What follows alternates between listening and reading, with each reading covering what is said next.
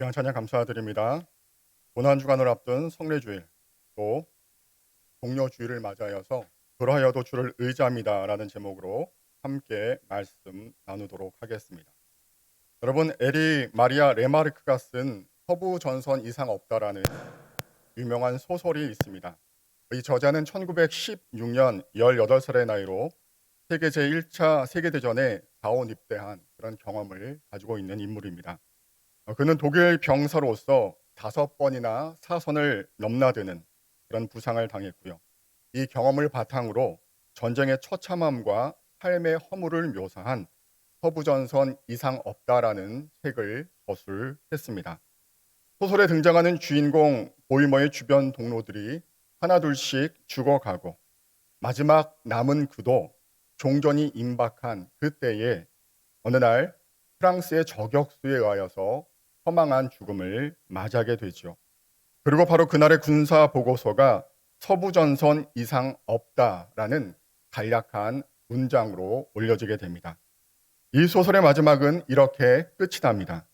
온 전선이 쥐 지근 듯 조용하고 평온하던 1918년 10월의 어느 날 우리의 파월 보이머는 전사하고 말았다. 그러나 사령부 보고서에는 이날 서부전선 이상 없음이라고만 적혀 있을 따름이었다라고 소설은 마무리되죠. 소설에서 주인공이 죽는 것은 모든 것이 끝나고 작은 우주와도 같은 한 인생이 소멸된 것이나 마찬가지일 것입니다. 그러나 서부전선이라는 이 큰 시각에서 볼 때에 아무런 이상이 없다는 것이죠. 전쟁의 역사에는 주인공의 죽음이 기록되지 않고 그를 포함한 전사자의 숫자만 기록되기 때문입니다. 비록 이것은 비단 전쟁에서만 일어나는 일은 아닙니다. 코로나가 지금보다 더 기승을 부리던 작년 1월에 기독교 사상이라는 한 기독교 잡지에 이런 글이 실렸습니다. 오늘의 사회는 기능적으로 분화된 사회 체계들로 구성되어 있다. 이런 사회 체계 안에서 개인의 죽음은 지극히 파편적이고 부분적으로만 이해될 수밖에 없다. 예를 들어 보험회사 입장에서는 한 개인의 죽음은 보상되어야 할 일종의 경제적 손실을 뜻할 뿐이다. 이 입장에서는 개인의 생애와 죽음이 연결되지 않는다. 그 사람이 그동안 어떠한 삶을 살았는지, 누구와 관계를 맺었는지, 어떤 신앙 공동체에 속했는지는 전혀 고려되지 않는다라는 글을 볼 수 있었습니다. 어제 잠깐 살 것이 있어서 교회 밖을 나설 수 있었습니다. 오후에 많은 가족과 연인들이 또 친구들끼리 이 따사로운 봄의 정취를 느끼고 있는 것을 볼 수 있었는데요. 그동안 코로나로 인하여서 억눌렸던 마음을 나름 발산하려는 듯이 화사한 봄 옷을 입고 나선 많은 사람들을 보면서 이런 생각을 할 수 있었습니다. 아직도 코로나로 인하여서 슬픔과 고통을 당하는 많은 사람들이 있을 터인데 아직도 코로나 때문에 경제적으로 질병으로 관계의 어려움으로 고통을 겪고 있는 많은 사람들이 우리 주위에 있을 터인데 서부전선 이상이 없다라는 이 책의 제목처럼 우리가 맞이한 2022년의 봄은 아무런 이상이 없는 것일까? 철을 따라 꽃이 피고 또 선선한 바람으로 완연한 봄을 맞이하고 있지만 여러분 잘 아시는 것처럼 아직도 우리 주위에는 많은 사람들이 고통과 어려움을 겪고 있습니다. 사랑하는 가족과 직장을 잃고 또 혹은 관계와 삶의 범위가 축소되고 더 나아가 각자가 맞이한 구체적인 어려움과 고난을 겪고 있는 많은 사람들이 우리 주위에 있다는 것이죠. 우리 믿는 성도들도 유예는 아닙니다. 이 코로나의 위기를 믿음으로 극복하기 위하여 주님 앞에 간절히 기도하고 매달리기도 하지만 바뀌지 않는 상황 속에서 신음하고 탄식하고 때론 좌절하는 모습을 우리는 자주 목도하고 우리 스스로 그런 일을 경험하기도 합니다. 그런 의미에서 오늘 본문의 저자인 다윗은 그런 고통과 신음 가운데 탄식했던 대표적인 믿음의 인물일 것입니다. 오늘 본문은 다윗이 사울에게 생명의 위협 속에서 추격을 당하던 때를 배경으로 하고 있지요. 9절부터 13절에 나타난 이 다윗의 탄식과 신음을 바라보면서 우리는 그가 마주하고 있는 깊은 고통을, 절망으로 가득한 외로움을, 원수들과 이웃들에게 당하는 멸시와 가장 가까운 친구들에게조차 외면당하는 그의 모습을 발견할 수 있습니다. 그래서 그는 오늘 본문인 9절부터 13절까지 이렇게 절절하게 하나님께 부르짖고 있는데요. 여러분 조금 이해하기 더 쉽게 공동 번역 개정판으로 풀이된 구절로 제가 다시 한번 읽겠습니다. 야훼여 나를 불쌍히 여기소서. 괴롭습니다. 울다 지쳐 눈은 몽롱하고 목이 타며 애간장이 끊어집니다. 괴로워서 숨이 넘어갈 것 같으며 한숨으로 세월을 보냅니다. 더 견딜 수 없이 기운은 다하였고 뼈 마디마디가 녹아납니다. 나는 원수들의 모욕거리, 이웃들의 혐오거리, 벗들의 구역질감, 거리에서 만나는 이마다 피해갑니다. 죽은 사람처럼 기억에서 사라지고 쓰레기처럼 버려져 싸웁니다. 사람들의 비방소리 들려오며 협박은 사방에서 미쳐옵니다. 그들은 나를 노려 무리짓고 이 목숨 없애려고 음모합니다. 라고 고백하고 있는 것이죠. 한 구약 성경학자는 이 시편 31편의 내용을 구분할 때 영혼의 계절로 구분을 했습니다. 그리고 지금 다윗이 하나님께 토로하고 탄식하고 있는 바로 이 부분이 영혼의 겨울이다라고 설명하고 있지요. 도무지 소망이 보이지 않고 앞뒤 좌우로 사방이 꽉 막힌 바로 그 자리에서 그저 하나님 앞에 엎드려 절절한 탄식과 신음밖에 낼 수 없는 그런 답답하고 억울한 상황을 영혼의 겨울로 묘사한 것입니다. 여러분, 지금 봄을 맞이하고 있는 우리의 모습은 어떠합니까? 코로나가 시작된 지 3년 차에 접어든 이때에 우리 영혼의 계절은 무엇으로 묘사할 수 있을까요? 혹시 다윗처럼 주님 앞에 엎드려 고통과 탄식으로 신음하고 계신 분들은 안 계십니까? 때가 되어 찾아오는 계절의 변화로서의 봄을 넘어서 우리 영혼의 봄을 기대하고 있지만 아직도 추운 겨울 속에서 고통과 신음으로 어서 속히 이 영혼의 겨울이 끝나기를 소망하는 분들은 안 계십니까?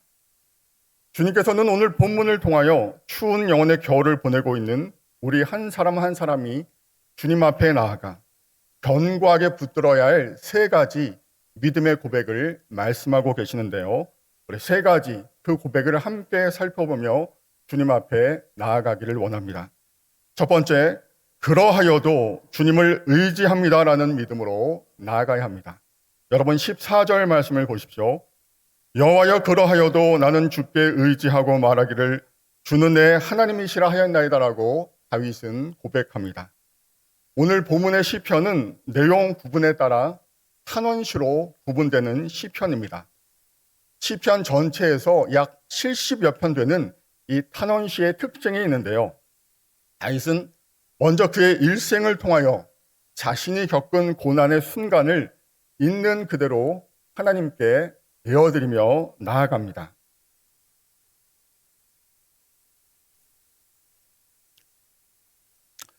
한마디로 그는 괜찮은 척 하지 않는다는 것이죠. 하나님 힘이 듭니다. 하나님 죽을 것 같습니다. 하나님 너무나 고통스럽습니다. 하나님 저 원수 때문에 억울하고 답답하여 어찌할 수 없습니다. 그 자신의 내면의 심경을 있는 그대로 하나님께 호로하고 나아간다는 것이죠. 그리고 결정적인 순간 다윗은 상황과 사람이 아닌 하나님을 바라봅니다. 그러하여도, 그럼에도 불구하고, 그러나의 신앙으로 나아가는 것이죠.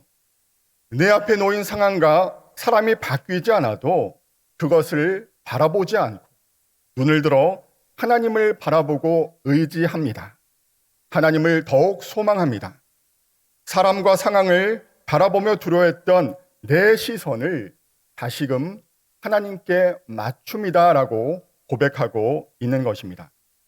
여러분 우리가 잘 아는 시편 57편 6절의 말씀이 있습니다. 같은 패턴으로 진행되고 있는데요. 그들이 내 걸음을 막으려고 그물을 준비하였으니 내 영혼이 억울하도다. 그들이 내 앞에 웅덩이를 팠으나 자기들이 그 중에 빠졌도다. 여러분, 이어지는 7절 말씀은 우리가 너무나 잘 알고 있고 또 우리가 CCM으로 부르는 그 찬양의 가사입니다. 하나님이여, 내 마음이 확정되었고 내 마음이 확정되었사오니 내가 노래하고 내가 찬송하리이다 라는 그 고백으로 나아가는 것이죠. 다윗이 다윗 될 수 있었던 것은 그가 이 모든 상황에서 결국 다시 하나님을 주목하고 하나님을 신뢰하며 믿음으로 나아갔던 그의 태도와 고백에 있었던 것이죠. 이런 그의 고백이 그 어느 때보다 필요한 것을 우리는 다시 한번 바라보게 됩니다. 두 번째, 나의 앞날이 주의 손에 있사오니라는 고백처럼 하나님을 더욱 의지하는 믿음으로 나아가야 합니다.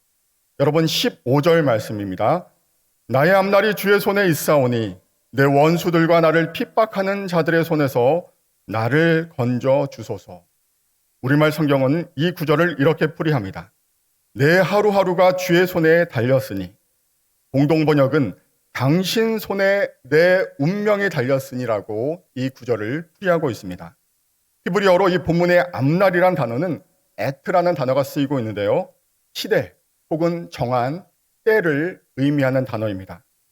단순히 다윗이 눈앞에 마주하고 있는 상황과 그 때가 아니라 자신의 태어남과 죽음의 때, 시련과 형통의 때, 이런 모든 것을 포함한 그의 전 인생, 그리고 그 삶이 이어지는 하루하루 매 순간순간이 바로 하나님께 달려있다고 하는 그의 고백인 것이죠.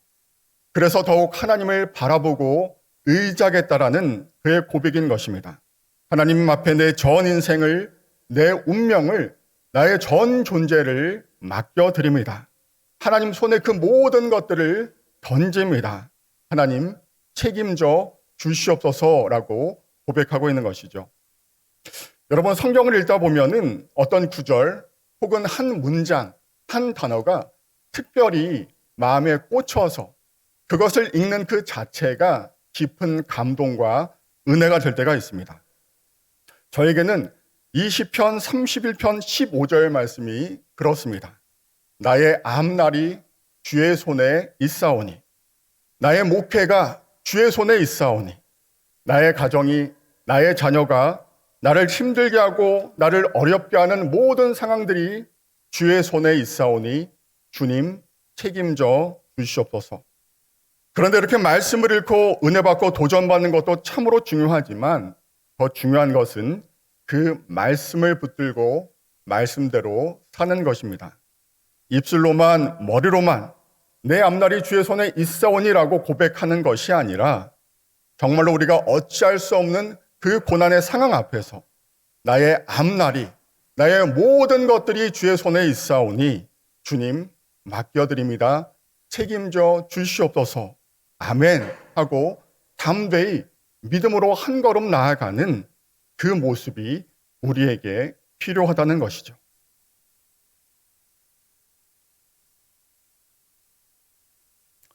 마지막 세 번째, 내가 구하고 원하는 그 무엇이 아닌 주님의 얼굴과 주님 그 자체를 구하는 믿음으로 주님 앞에 나아가야 함을 오늘 말씀이 가리키고 있는데요. 16절 말씀을 제가 읽겠습니다.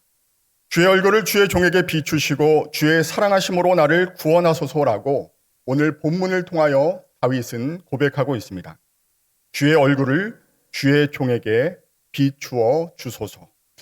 여러분 잘 아시는 민수기 6장을 보면은 아론의 축복 기도문이 나오고 있는 것을 우리가 발견할 수 있습니다.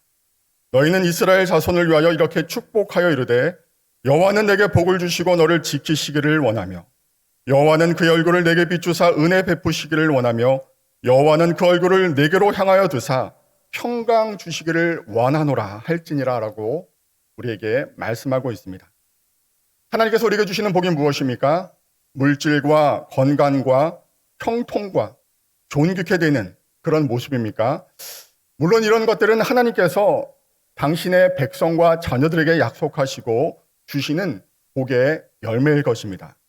그리고 이것을 구하는 것이 그렇게 큰 문제는 아닐 것입니다. 하지만 이것만이 하나님께서 우리에게 주시는 복의 열매이고 이것을 누리지 못하는 사람은 은연중에 무슨 죄가 있거나 문제가 있을 것이라고 짐작하는 것은 미숙한 신앙의 모습이라는 것이죠.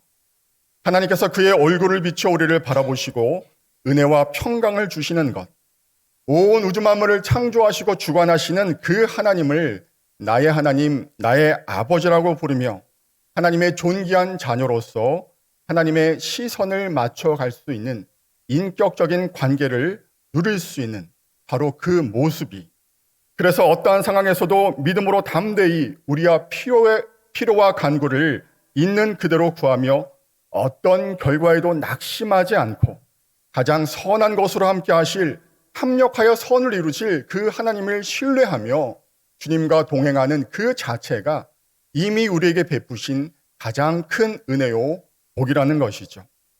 그리고 우리가 이렇게 하나님의 자녀로서 모든 순간 하나님을 더욱 의지하고 우리의 앞날을 하나님께 내어드리고 하나님의 얼굴을 구하겠다라는 그 다윗의 고백이 오늘을 살아가는 우리의 고백이 될 수 있도록 예수님께서는 십자가의 고난을 감당하신 것입니다.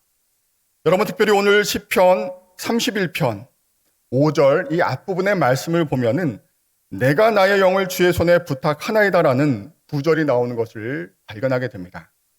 이는 예수님께서 십자가에서 하셨던 마지막 가상실현의 마지막 말씀이죠. 누가복음 23장 46절 말씀을 보시면 예수께서 큰 소리로 불러 이르시되 아버지여 내 영혼을 아버지 손에 부탁하나이다 라고 말씀하신 것을 우리는 잘 알고 있습니다. 십자가에서 나의 하나님 어찌하여 나를 버리시나이까 라고 절규하시던 그 주님께서는 다 이루었다 말씀하시고 마지막으로 내 영혼을 아버지 손에 부탁하나이다 라는 그 말씀으로 우리를 향한 하나님의 사랑과 그 안에 담긴 하나님의 뜻을 온전히 성취하셨습니다. 그리고 우리가 제자로서 이 땅을 살아갈 때에 세상의 모습을 따르지 아니하고 각자의 십자가를 지고 모든 순간 주님을 의지하는 가운데 하나님의 뜻을 이루어가는, 성취해 나아가는 가장 의미 있고 행복할 수 있는 삶의 본을 보여주셨습니다. 예수 그리스도의 십자가의 고난과 그것을 어떻게 바라보며 닮아야 할지를 윤동주 시인은 십자가라는 제목의 시를 통해 이렇게 그려냅니다. 쫓아오던 햇빛인데 지금 교회당 꼭대기 십자가에 걸렸습니다. 첨탑이 저렇게도 높은데 어떻게 올라갈 수 있을까요? 종소리도 들려오지 않는데 휘파람이나 불며 서성거리다가 괴로웠던 사나이 행복한 예수 그리스도에게처럼 십자가가 허락된다면 모가지를 들이우고 꽃처럼 피어나는 피를 어두워가는 하늘 밑에 조용히 흘리겠습니다 라고 시를 쓰고 있습니다. 오늘 우리는 성찬 예식을 거행하게 됐죠.